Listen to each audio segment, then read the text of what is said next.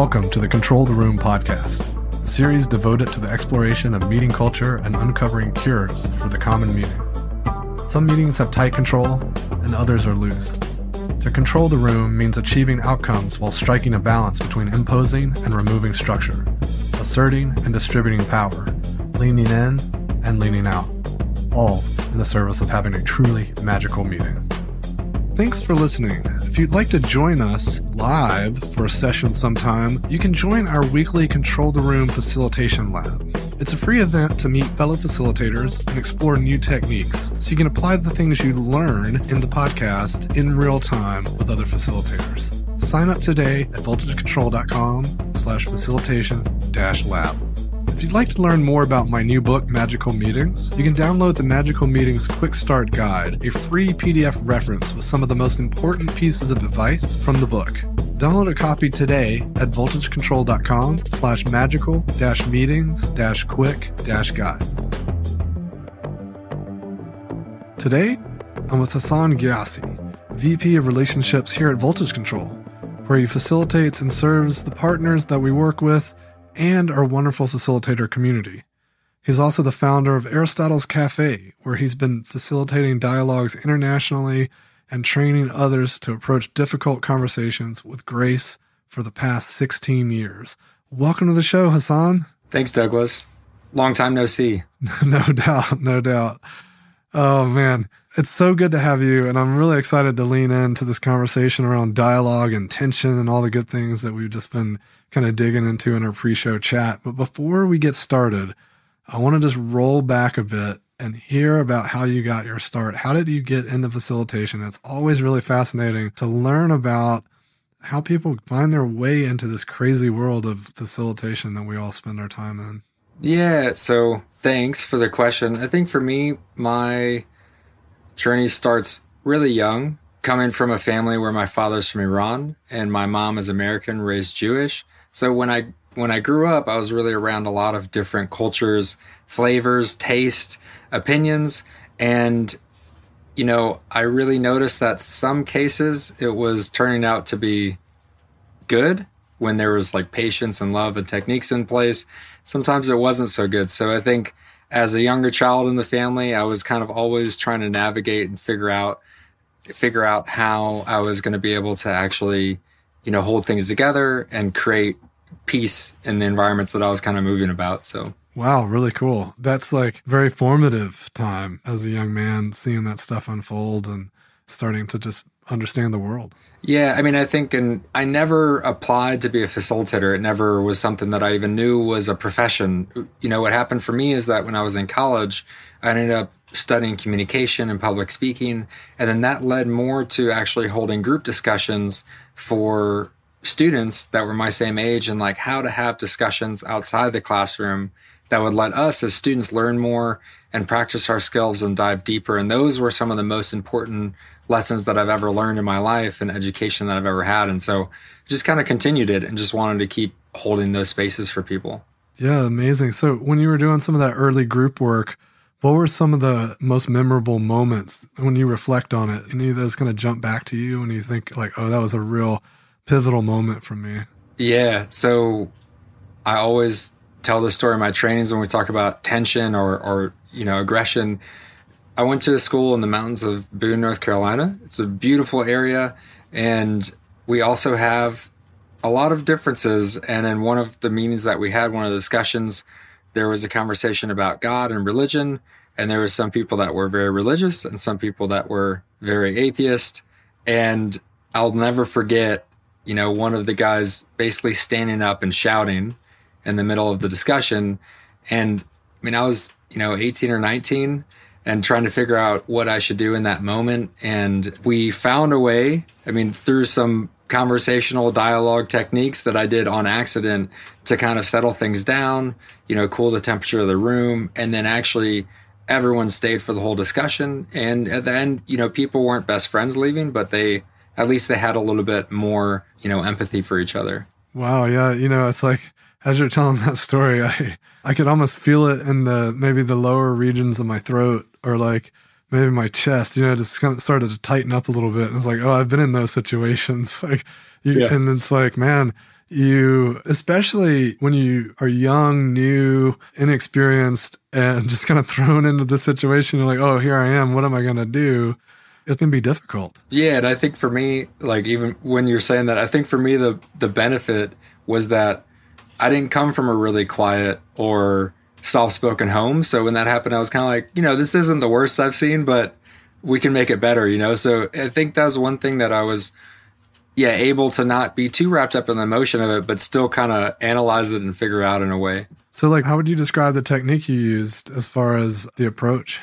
Yeah. So, I really think that people don't have the chance to, sometimes like, throughout the day, we get emotional about different things. If we're stuck in traffic, or if our job's on the line, or something might happen. And so, I think people just need help practicing and giving space between one emotion and the next. And so, what I did in that case, because the conversation was really at a high level, and there was two people that were especially at odds and getting kind of towards a state that wasn't healthy. What I did is I just cued it in. I asked a question that brought people more into their heads instead of their hearts. And I kind of turned it to the rest of the group that was a little bit more civil, relaxed, not as emotionally involved. So then they were able to say their pieces about it. And then the two that were kind of highly charged were able to settle in a little bit more and reflect and kind of think about how they wanted to act moving forward without calling attention to them or asking them to stop or highlighting them more, just kind of letting them be in the group. It sounds like there's two things at play there. There's multiple layers because you didn't call them out. You kind of like gave people something to dig into. But the two things that really jumped out were you bought some time because it takes time for the energy to shift. And then also you focused them. You talked about the head versus the heart, And it reminds me of an NPR story I heard recently where they were talking about when people are stressed out or overwhelmed, that Tetris can be very helpful because it's like a game of control. There are very specific rules and you put the little pieces in the place where they go. And so if the world seems to be chaotic and hard to put things in their boxes, then it sounds like Tetris might be helpful. And it's a similar technique to what you did, right? You kind of shifted them to something that was a little more analytical, a little bit more structured, and like, let's get analytical here versus like emotional. Yeah. And I think we don't always have the chance to do that. We don't always have someone to interject. And I think as facilitators, that was a really wonderful role that I've been able to play. And, I need it too at times, right? So it's just nice to be able to put that hat on and kind of play that role and do that for other people. Yeah, 100%. So I want to come back to the other element because I was picking up on two things. There was one that was like the focus piece, like what you had them focus on. And the other one was kind of buying the time. That reminded me of a school in Dallas called the Momentous Institute. And they are a really interesting school that teaches children from pre-K to sixth grade. And they started off as a mental health institute, and then they started getting into education because they realized that they're really going to make a difference in these kids' lives and their mental well-being, that they would need to spend more time with them and need to create more ongoing programs. And one of the tools, they had so many great tools in the school, but the one that I thought of when you were sharing your story was this thermometer. Each classroom had a thermometer in it by the door. And if a child got overheated and upset, the teacher would take the child over to the thermometer and they would say, "Where are you on this thermometer?" And they would point and say, I'm up here, like way up at the top. I'm way overheated. And then the teacher would say, "Okay, just sit with your thermometer until it gets back down." So it's cool because it's acknowledging the fact that there's a transitionary period. You can't just ask the child to say, "Cool it," because they can't flip a switch and immediately be cool. They had to sit there with it and let it settle. Another tool they had was this glitter ball. So they'd shake the glitter ball up and they'd be them all frantic, right? And they had to watch the glitter settle. So it's meditation, but it's also like the time it takes to settle allows them to like transition too. So I love that that you're kind of giving them space to let things just cool for a second. Yeah, I mean, I'm just thinking to myself, I wish that we had that as adults too. I mean, a lot of times we don't get that education. And like, I think even like the words that people use, I mean, even me, like I have a limited vocabulary around my emotional states. It's either happy, sad, angry. We don't do a good job describing all the states that we can be in. And I think that's an awesome example of what you just said about the school. That reminds me of the fact that, especially in the English language, there's so many less words to describe positive emotions than there are for negative emotions, which I think it's pretty interesting, right? Like we're really good at like describing like how bad things get, but when it comes to like celebrating how good we feel, we're not so good at describing it. Yeah, no, I definitely agree. I think that's also a big piece of what is interesting about holding sessions with groups is to see, well, one is like to see how people relate to each other. I think part of what I've noticed is that just someone hearing how someone else is feeling, and if it matches them, they almost feel that they spoke it themselves. They don't have the need to validate it. They already feel that they belong to a group. And I think belonging is a really important part of what we need in our lives. And sometimes belonging in a negative way is easier than belonging in a positive way. It's easier to complain about the bad things to people sometimes than it is to sit and enjoy the nice things about life in some moments. Yeah, belonging is like a really interesting and fragile thing too, right? Because at any moment's notice, we can quickly begin to feel like we don't belong. And I think that when I hear you talk about the work you do, it really speaks to me around this concern about being tuned in to those needs. And even if it's in a moment of tension, making sure people feel that they can show up. Yeah, no, I'd agree. And that's another thing too that's interesting is that, sometimes people, when they think of facilitation, or I know there's different ways that people do it. And like the story that I told you, I mean, I don't really want to have people standing up and shouting, but I also don't want us to shy away from tension so much that we don't have the critical moments that we can overcome things and adapt in those. So, I think that's another thing is like, can we belong and still disagree? Can we belong and still have heated arguments in a way, or heated, conversations or heated dialogues? And, my answer is yes to that. And it's something that I really have found to be true over all these years, no matter where I've been. So, yeah, it's something we talked about in the pre-show. You were talking about not overprotecting people, which I thought was a really fascinating concept, especially when you care so deeply about creating a safe place, a safe environment. But then, so this notion of not protecting them from the tension, but also making sure we make it safe. So I'd love to hear some of your thoughts on what that means. Yeah, it's funny because now I lean more towards describing the spaces that I create as brave, because when I started, safe space wasn't like a thing. It wasn't something that was mainstream. So safe space for people was a reprieve, a place to practice, a place to be themselves, a place to agree and disagree. And it's kind of evolved in a different way now. And so now, the wording that I put on is brave, because I think bravery is what's going to get you to become a better citizen, a better human being. And it's tough sometimes. People might show up to these discussions and they might reveal something that they don't reveal to their closest friend, their, someone that they love deeply. They might share it with strangers. On the other hand, they might get into a conversation that to them typically would be an argument in this space, and then it becomes a dialogue, right? It's facilitated correctly. It's facilitated in a healthy way. And for that reason, a lot of emotions come up. And I think that those emotions are transformative.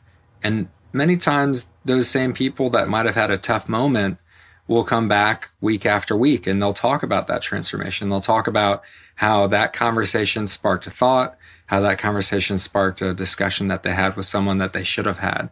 And so I don't want to protect people from breaking through in those moments. I want to, embrace them in it and sit with them and accompany them through that process. When you said brave, the thing I immediately thought of as a corollary, or as like a nice companion, was this idea of generous, a generous space. Yeah, I love that too.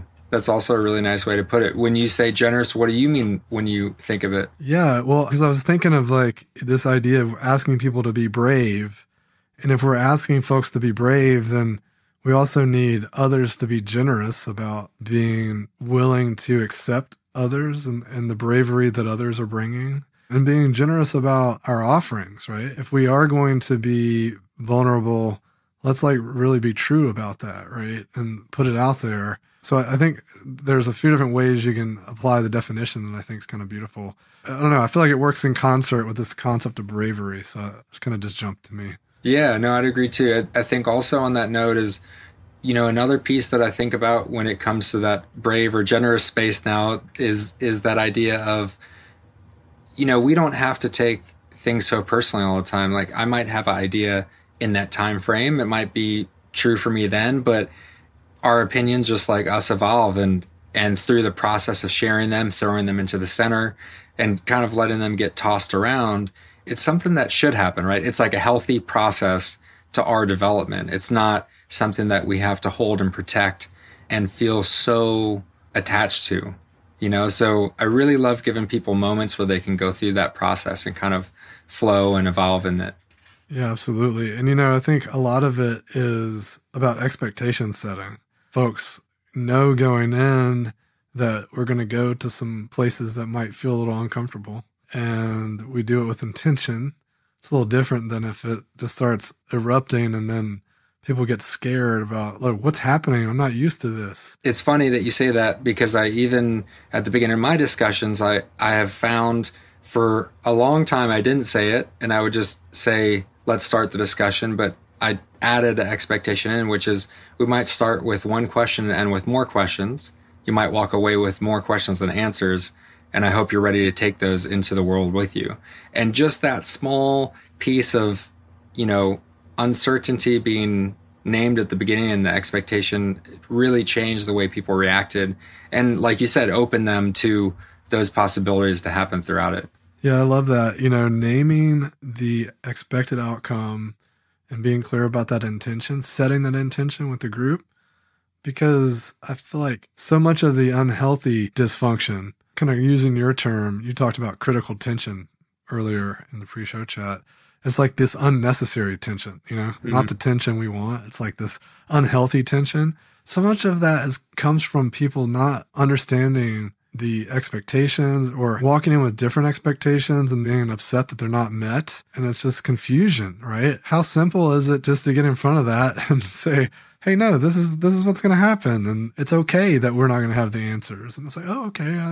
I can get on board with that. Yeah, absolutely. I'd love to know for you if there was a moment where that showed up strongly. Wow. Yeah. Well, I don't know. It's like, I think for me, it's been a progression throughout my entire career. I was a CTO for many years, managing lots of engineers and product folks and designers and whatnot. And just realizing that if I don't set the intention with the group and let them know what we're doing, then it's much harder to get them excited about and motivated to do what we're going to do, right? And so I think I just learned it organically through the years, but I definitely get reminded of it often, Like if I'm asleep at the wheel or don't do such a good job of setting things up for success, or, there's an example recently where I was planning a session and coaching the client on some things and hearing some things. And it's like, well, I don't know if I would frame it like that. This is how I would say it.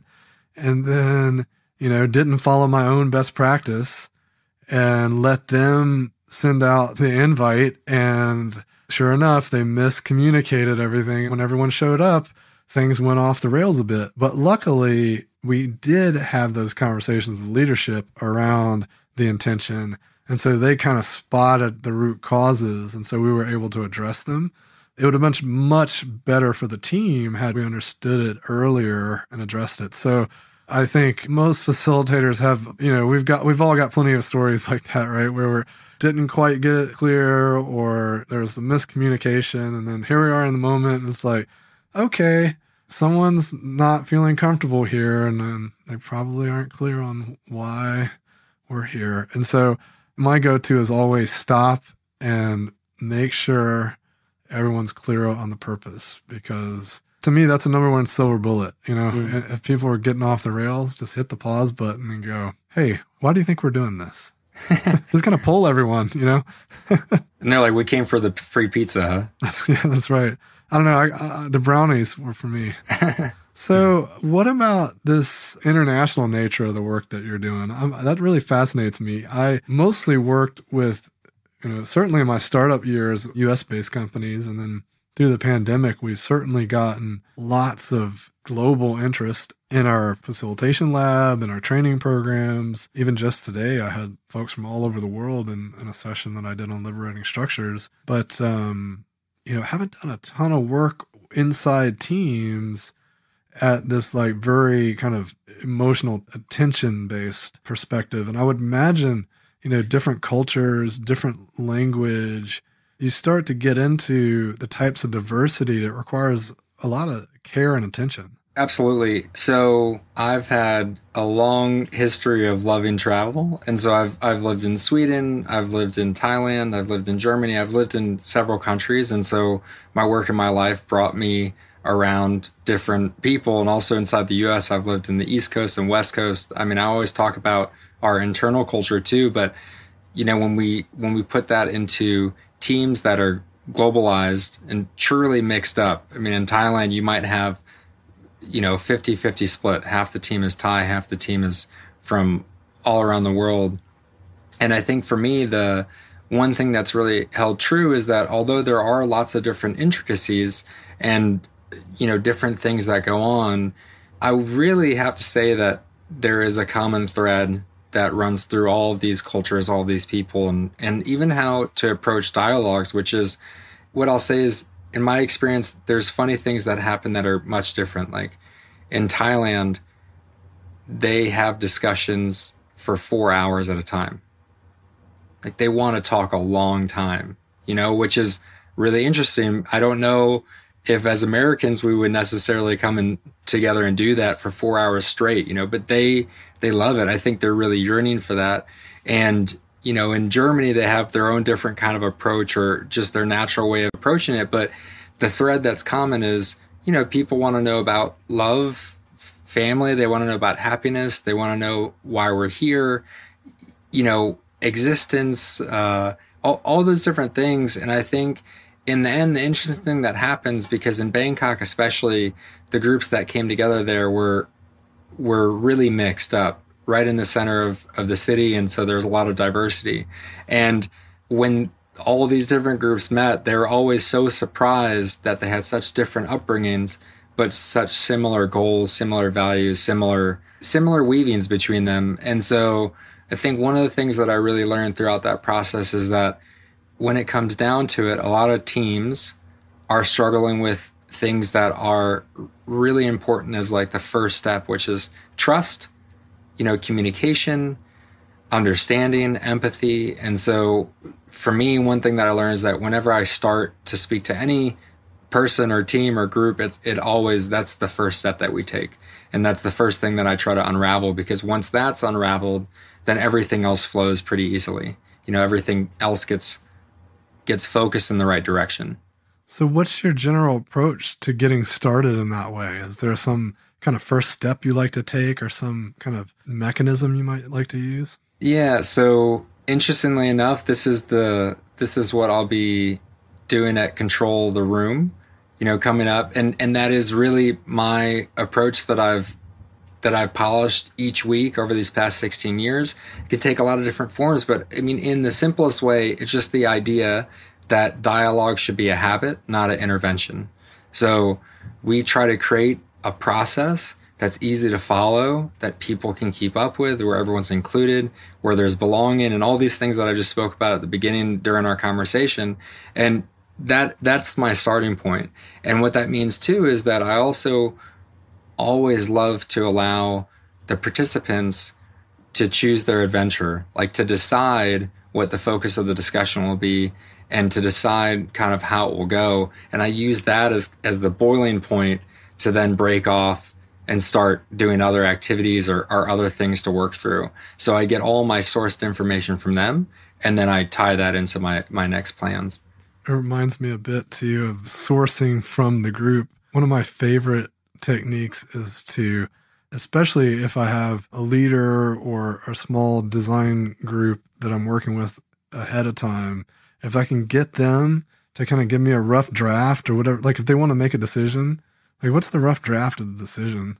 And then it's so powerful to present that and have folks just maybe tear it apart. But if I present it as if, hey, I think I got this wrong, but like, here's this thing. Like, can you help me figure out what's wrong about it? Like, I found it really helps like get the conversation going, because what was it? Cunningham's law? If you want to learn anything on the internet, post the wrong answer. Oh, that's cool. Yeah, I like that. Well, but I have to say too, I really like what you're saying, because I think sometimes people or facilitators, we put too much pressure on ourselves to come up with like the perfect start or like the perfect answer or the perfect topic. And I mean, a lot of times it's just right in front of you. You just have to let it happen. And it's a lot less pressure for you. And a lot of times I think it ends up in a really good way, Well, I want to challenge that word perfect too, because if we bring perfect to the group, is that the best thing for the group? And what I'll compare it to is, imagine you're an editor and you get a piece of writing sent to you, and it's perfect. And you're reading it and you're thinking, might be painful, because you might be like, I'm supposed to do something. What do? I don't even see anything to change. But if it's just rough, just rough enough so that you can do your job, it's actually probably more enjoyable as an editor, because you can do what you're there to do, right? You can be an editor. And I think that's maybe the right fidelity. That's a sweet spot to show up as a facilitator and as a leader, right? If you, as a leader, show up with solutions that are so polished that the team can't have any voice or make any imprint on it, then, and even if you ask for feedback, even if you tell them you want them to have a voice, it's going to be hard for them, because they're going to see a perfect solution and go, this looks great. Right? They're not even to see the opportunity for a difference.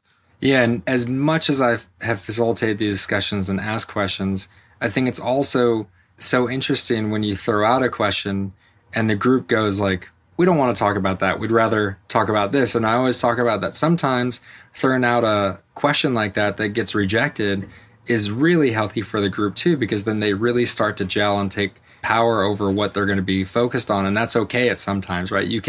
At some moments you can let that happen. So I love your example. Yeah. That's cool, Hassan. Like, I want to just point out to the listeners that, often we talk about alignment and cohesion, and what you're describing is the group becoming a cohesive unit and saying, no, that's not for us. And if we don't allow that from time to time, and sometimes we might have to push them and say, no, this is important. Like, we got to go there. But if we do that all the time, then we don't allow them to be a team. We don't allow them that moment to be a unit. Yeah, I love that. I never even thought about it how you're saying right now. I'll take credit for it like I did. But, for me, it's just interesting because you're right. You can see that shift, right? That groups that do that, they feel psychologically safe to challenge you, right? They don't feel intimidated by you. They also feel ready to speak up for their needs, and they are ready to engage deeper, right? You don't have people do that unless they're engaged, right? So I think, I'm going to take that one though. Cohesion. I like it. Nice. Yeah, do it. Yeah. So I want to talk a little bit here about the connection between the life work, the personal work, the career. I know you do a lot of volunteer work, and the volunteer work kind of relates around facilitation and tension and people, and even just like, honoring the fact that, you were called to this work by your experiences in your home life. So I'm just kind of curious how it just seems all so integrated.